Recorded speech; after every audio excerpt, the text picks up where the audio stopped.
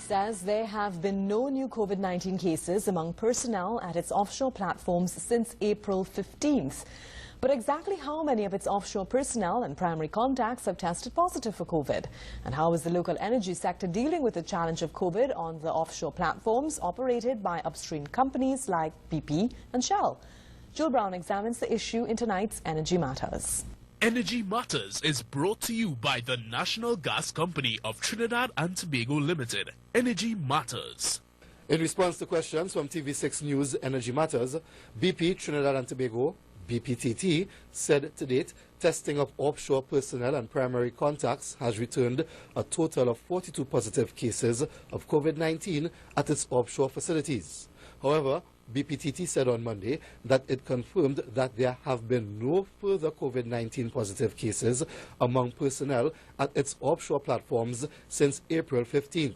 On its website, BPTT says it has 15 offshore production platforms and is Trinidad and Tobago's largest hydrocarbon producer, accounting for about 55% of the nation's natural gas production.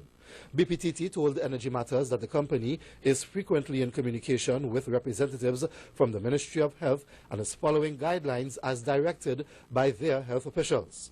On Monday, BPTT said the health and safety of persons working at its facilities remain its highest priority, and it will continue to closely liaise with the government's health officials and provide the necessary support to those who work for it as it manages the COVID-19 cases.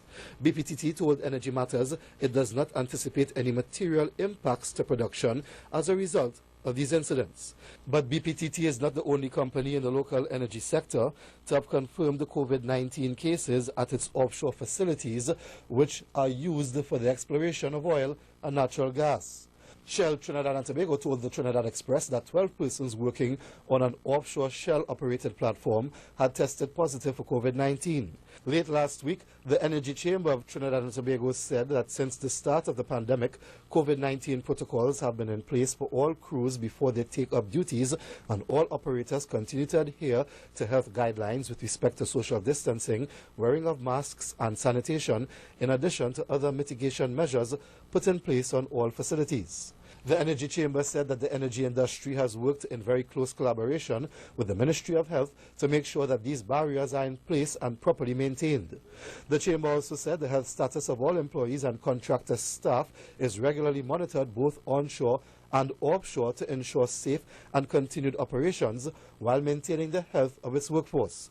The Chamber said that with the recent rise of community spread, there's always a risk that, despite all barriers in place, individuals with COVID-19 may unknowingly enter onto facilities. The issue of preventing the further spread of COVID in the local energy sector is just one of the new challenges being faced by Trinidad and Tobago's new Energy and Energy Affairs Minister, Stuart Young. Mr. Young was appointed Energy Minister early last week after the sudden death of Franklin Khan, who had served as Energy Minister since October 31st, 2016. In a tweet last Friday, the new Energy Minister posted a photo of a virtual meeting held early that morning with executives of BPTT, EOG and Shell to discuss how they are managing operations in the pandemic. The Energy Chamber said the energy industry provides essential services, and throughout the pandemic, it has been working closely to keep the industry up and running 24 hours a day, 7 days a week, as it noted that all of Trinidad and Tobago's electricity comes from natural gas, and the energy industry keeps the light on for the nation. We bring you Energy Matters every Monday in the TV6 7 p.m. newscast. Joel Brown, TV6 News. Energy